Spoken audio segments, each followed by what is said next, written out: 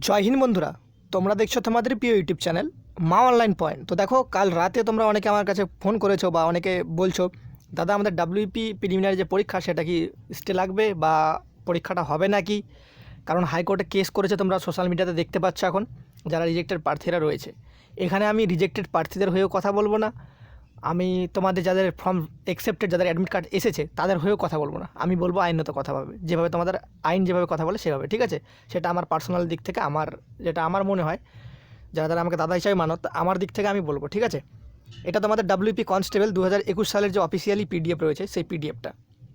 এখানে তোমার কী বলা রয়েছে। এবার অনেক ক্যান্ডিডেটের রিজেক্টেড হয়েছে, তাদের তো বুঝতেই পারছো তাদের কত বছর নষ্ট হলো। তো সে কারণে তার প্রিপারেশনটাও, এতদিন প্রিপারেশন করলো, তার মনে কতটা আঘাত লাগবে রিজেক্টেড ক্যান্ডিডেট সেটা তো তুমি ভাবতে পারছো। তুমি যদি সেই জায়গাটাতে তোমার নিয়ে দেখো তো সেটা তোমার কতটা খারাপ লাগবে সেটা তুমি বুঝতে পারছো। এবার দেখো, পরীক্ষা হবে না 26শে সেপ্টেম্বর, এরকম একটা রপ উঠছে যে 26শে সেপ্টেম্বর পরীক্ষা হবে না। আমার কাছে বারবার কল করছে 26শে সেপ্টেম্বর পরীক্ষা হবে, দাদা 26শে সেপ্টেম্বর পরীক্ষা হবে। আমি কোনো, তোমাদের মতো বলতে পারো আমি কোনো হাইকোর্টের উকিল না বা কোনো আইনজীবী নয় যে আমি তোমাদের বলে দিতে পারবো পরীক্ষা হবে কি না। এখন তোমরা যারা কেস করেছে রিজেক্টেড প্রার্থীরা, ঠিক আছে, ভিডিওটা প্রথম থেকে শুরু করে লাস্ট পর্যন্ত দেখো, তারপর তোমার ডিসিশনটা, তোমার ডিসিশন সেটা কমেন্ট বক্সে অবশ্যই পিন করে দিও, ওকে?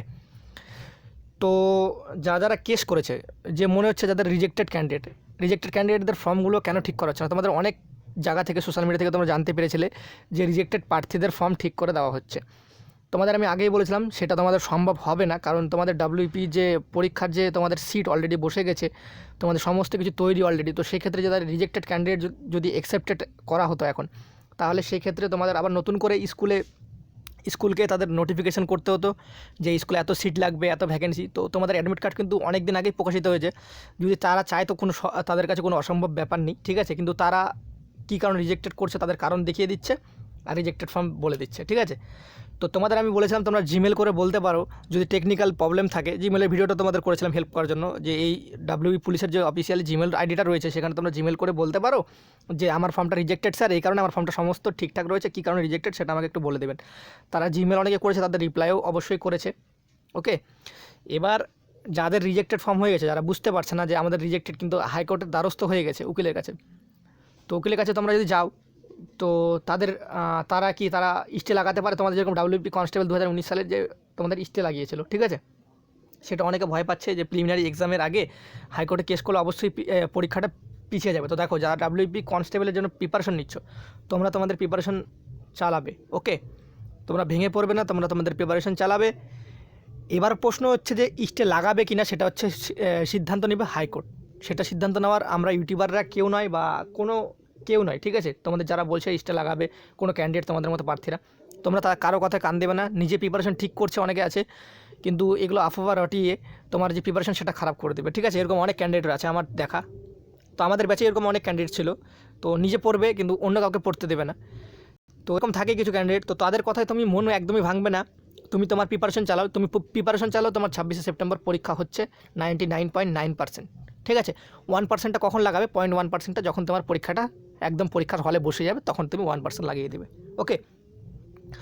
তো এবার যারা ক্যান্ডিডেট, যে 30,000 ক্যান্ডিডেট রিজেক্টেড অলরেডি, তারা কেস করেছে কিছু ক্যান্ডিডেট।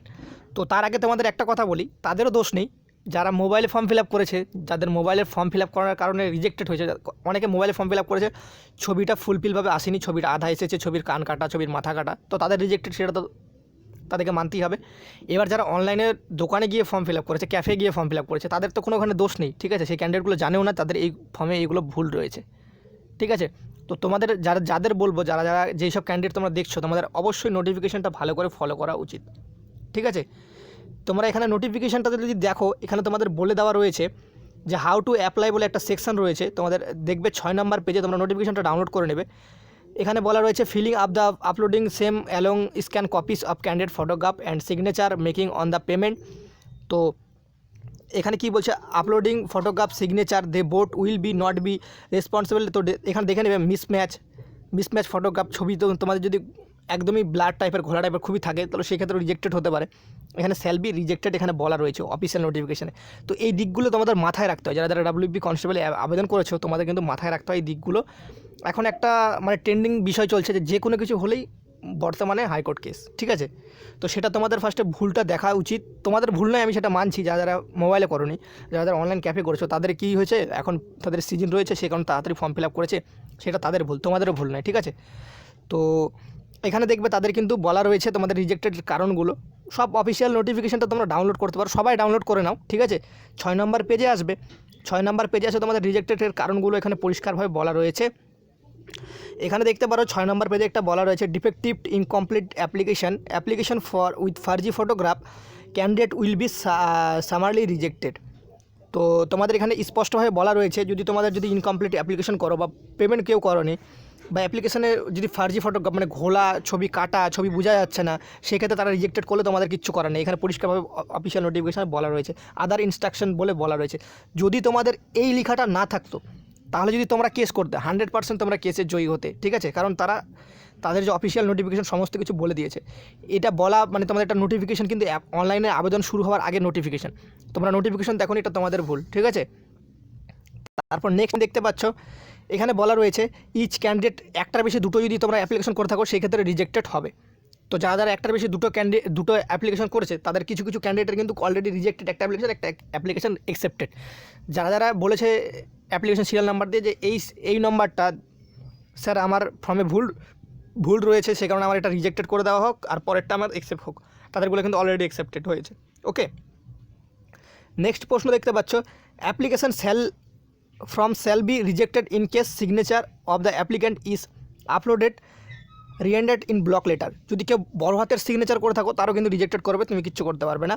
এখানে does not match with name of the candidate, যদি কারো তোমার নামের অক্ষর, তোমার নামের বানান ধরে নাও সীমা SIMA, তুমি সিগনেচার করছো SMA, তো সেক্ষেত্রে যদি রিজেক্টেড করো তুমি কোনো কিছু করতে পারবে না। এখানে রিজেক্টেডের কারণ দিয়ে তোমাদের ভরা রয়েছে অ্যাপ্লিকেশন ফর্মে, যে তোমাদের কীভাবে তোমাদের রিজেক্টেড করতে পারে সেটা, ঠিক আছে। তো সেই তোমাদের যে রিজেক্টেড পদ্ধতি রয়েছে PRB কিন্তু সেটা কিন্তু আগেই জানিয়ে দিয়েছে, তোমাদের অ্যাপ্লিকেশন করার আগে, মানে অ্যাপ্লিকেশন হয় যে তার আগে নোটিফিকেশনটা প্রকাশিত হয় 2-1 দিন আগে, তো তখনই তারা বলে দিয়েছে কী কারণে রিজেক্টেড করতে পারে। তো এইবার থেকে তোমাদের রিজেক্টেড করা অলরেডি শুরু করে দিয়েছে। এর পরবর্তীতে তোমাদের যত এক্সাম আছে সমস্ত এক্সামে রিজেক্টেড হবে ক্যান্ডিডেটদের, তোমরা জানো কী কারণে রিজেক্টেড করা হয়। তো রিজেক্টেড করলে তোমাদের সেটা রিজেক্টেড ফর্ম, সেটা ঠিক হবে না, ঠিক আছে।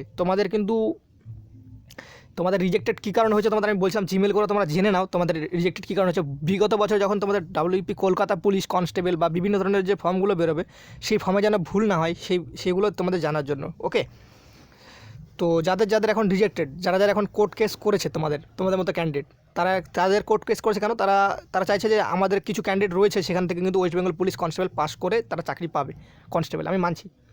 তো তাদের মধ্যে ভালো ক্যান্ডিডেট রয়েছে, তাদের মধ্যে এমনও ক্যান্ডিডেট রয়েছে যে পাবে 100%, কিন্তু তার বয়স শেষ, সে রিজেক্টেড, সে প্রিপারেশন ভালো ছিল, তো তারও দোষ নেই যদি সে অনলাইন ক্যাফে থেকে করে। তো এখন সেটা নির্ধারণ করবে হাইকোর্টের যিনি বড় বড় বিচারপতি রয়েছেন, তারাই নির্ধারণ করে তোমাদের পরীক্ষায় হবে না। আমার তরফ থেকে আমি তোমাদের বলছি, ঠিক আছে, আমার যতটুকু জ্ঞান বা ধারণা আমি তার থেকে বলছি, ঠিক আছে। 99.9% তোমাদের এক্সাম যেটা রয়েছে 26শে সেপ্টেম্বর WP প্রিলিমিনারি পরীক্ষার কনস্টেবলের যে পরীক্ষাটা রয়েছে সেটা কিন্তু হবে। ওকে, কারণ তোমাদের অফিসিয়াল নোটিফিকেশানে তোমাদের কী কারণে রিজেক্টেড করা হবে সেই কারণগুলো দেওয়া রয়েছে। যদি এই রিজেক্টেড কারণটা যদি না দেওয়া থাকতো, সেক্ষেত্রে যারা কোর্ট কেস করেছিল, আমি 100% বলছি তোমাদের কিন্তু যে বিচারপতি রয়েছেন তিনি কিন্তু ইস্ট লাগাতে পারতো, ইস্টে লাগাতো 100%, ঠিক আছে। কিন্তু যেহেতু তোমাদের কারণগুলো সেখানে বলা রয়েছে, সে কারণে আমার মনে হয় না যারা কেস করেছে যেসব প্রার্থীরা, তাদের খুব একটা মানে ফলদায়ক বলে কেসটা ফলদায়ক বলে হবে এটা আমার মনে হয় না। যারা কেস করেছে তাদের ভালোর জন্য করেছে, আর যারা ভিডিও দেখছে, যাদের অ্যাডমিট কার্ড পেয়েছে, তাদের তো মনে একটা খারাপ লাগবে যদি কেস করে স্টে লেগে যায়। কারণ এখন তোমাদের পরীক্ষার সিচুয়েশান এমন এসেছে, তোমাদের পড়ার যে প্রিপারেশনের যে চাপটা সেটা বেড়েছে, তুমি পড়াশোনা করছো, তোমার যদি এখন এই বর্তমানে স্টে লেগে যায়, তো সেক্ষেত্রে তোমার পড়ার যে মুভমেন্টটা এখন রয়েছে বর্তমানে, সেই মুভমেন্টটা একদমই ভেঙে যাবে। তো তারা একটা কথাই বলবো, তোমাদের এইসব যে আমি তোমাদের ভিডিওটা করছি বা তোমাদের বলছে যে যারা তোমাদের পরীক্ষা হবে না, ঠিক আছে, বিভিন্ন ধরনের কল রেকর্ডিং বা বিভিন্ন ধরনের গ্রুপে সোশ্যাল মিডিয়াতে তোমাদের ভাইরাল হচ্ছে, দেখো তোমাদের একটা কথাই বলি, তোমাদের প্রিপারেশন চালাও, পরীক্ষা হোক আর না হোক সেটা নির্ধারণ করে একমাত্র বোর্ড, আর সেটা যদি কেস করে সেটা করে একমাত্র বিচারপতি, ঠিক আছে। তো তোমাদের কাছে একটা কথা বলবো, কারো কথায় তুমি মন ভাঙবে না, তোমাদের প্রিপারেশন তোমরা চালিয়ে যাও। 26শে সেপ্টেম্বর তোমাদের যে ডাব্লিউপি কনস্টেবল প্রিলিমিনারি পরীক্ষা সেটা কিন্তু হবে। তোমরা বিভিন্ন সোশ্যাল মিডিয়াতে দেখেছো তোমাদের কেস হয়েছে, বা বারবার আমার কাছে কল করার কোনো দরকার নেই ভাই, আমি মানুষ, আমাকেও ঘুমাতে দাও।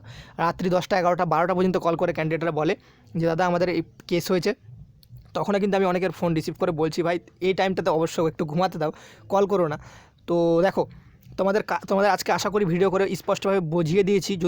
যদি এই প্রবলেমগুলো থেকে থাকে, তোমার যদি রিজেক্টেড ক্যান্ডিডেট হয়ে থাকো, তাহলে তুমি কোনো কিছু করতে পারবে না। আমি তোমাদের বলছি, আমি যতটুকু আমার ধারণা তার থেকে বলছি, কারণ এখানে তোমাদের অ্যাপ্লিকেশন যে পিডিএফ, সেই পিডিএফটা তোমরা অফিসিয়াল ওয়েবসাইট থেকে গিয়ে ডাউনলোড করতে পারবে। এটা অফিসিয়াল ওয়েবসাইট থেকে ডাউনলোড করা, তোমরা একবার দেখতে পারো, ঠিক আছে? তোমরা পিডিএফটা অবশ্যই ডাউনলোড করে একবার দেখে নাও। আর যারা রিজেক্টেড হয়নি, যাদের পরীক্ষা রয়েছে 26 সেপ্টেম্বর, তাদের ক্ষেত্রে একটা কথা বলবো, তোমরা ভালো মতো প্রিপারেশন চালাও। আর যারা রিজেক্টেড হয়ে গেছে, তোমাদের মন ভাগার কোনো কারণ নেই। সামনে 2 মাসের মধ্যেই তোমাদের কলকাতা পুলিশ যে কনস্টেবল রয়েছে, পুরুষ এবং মহিলা, ঠিক আছে? যারা মহিলারা দেখছেন তাদের ক্ষেত্রেও বলছি আমি, পুরুষ এবং মহিলা উভয় 2টো ভ্যাকেন্সি আসবে। তো তোমাদের টেনশনের কোনো কারণ নেই। একটা ভ্যাকেন্সি চলে গেলে সেটা বুঝতে পারি, তোমাদের অনেকটা প্রিপারেশন নষ্ট হয়ে যায়, সেখানে তোমাদের ডিমোটিভেট হয়ে যায় অনেকে। তো ডিমোটিভেট হওয়ার কোনো কারণ নেই, তোমরা তোমাদের প্রিপারেশনটা চালাও যেন কলকাতা পুলিশ কনস্টেবলে তোমাদের চাকরিটা হয়, এইভাবে প্রিপারেশনটা চালাও। তো আশা করি ভিডিওটা দেখে তোমরা সম্পূর্ণ কিছু বুঝতে পেরেছো। তোমাদের আমি ভিডিও ক্লিপ তোমাদের এখানে চাইলে অ্যাড করতে পারি, কিন্তু অ্যাড করার কোনো দরকার নেই। তোমাদের আশা করি যে অফিসিয়াল নোটিফিকেশান, সেই নোটিফিকেশান দিয়ে তোমাদের আমি বুঝিয়ে দিয়েছি। আর অনেকে বলছে দাদা সাকসেসফুলি সাবমিটেড হয়ে যাওয়ার পর রিজেক্টেড হয় কী করতে? দেখো ভাই, তোমরা যখন ফর্ম ফিল আপটা করো কি না, ফর্ম ফিল আপে সেটা তো তোমাদের তো জেনারেট থাকে না। তোমরা ফর্মটা যখনই সাবমিট করবে, অটোমেটিক মেসেজ চলে আসে যে তোমাদের সাবমিটেড সাকসেসফুলি, ঠিক আছে? তারপরে তোমাদের ফর্মটা স্ক্রুটনি হয়, ম্যানুয়ালি চেক হয় যে তোমাদের ফর্মটার সমস্ত কিছু ঠিকঠাক রয়েছে কিনা। যদি তোমাদের ফর্মটা সেখানে যদি ঠিকঠাক থাকে, তো 100% তোমাদের অ্যাডমিট কার্ড ইস্যু হবে। যদি তোমার সেখানে ফর্মটা যদি ভুলভাল ফিল আপ করো, তাহলে তো তোমার যে ফর্মটা সেটা তো রিজেক্ট হবে, সেটা তো বলাই রয়েছে এখানে তোমাদের অফিসিয়াল ওয়েবসাইটে। তো আশা করি তোমাদের বোঝাতে পেরেছি এই বিষয় নিয়ে, যারা অনেকে তর্ক বিতর্কের মধ্যে জড়িত হয়ে যাচ্ছে তাদের ক্ষেত্রে বোঝাতে পেরেছি। তো অবশ্যই ভিডিওটা বন্ধুদের মাঝে শেয়ার করে দিও। যদি যারা ভাবছে যে এখনও তোমাদের প্রিলিমিনারি কনস্টেবলের যে পরীক্ষা 26 সেপ্টেম্বর সেটা হবে না, তাদের কাছে অবশ্যই শেয়ার করে ভিডিওটা পাঠিয়ে দিও। তো ভিডিওটা ভালো লাগলে তোমাদের ইচ্ছা, ভালো লাগলে একটা লাইক করতে পারো, খারাপ লাগলে একটা ডিসলাইক করতে পারো। জয় হিন্দ, জয় ভারত।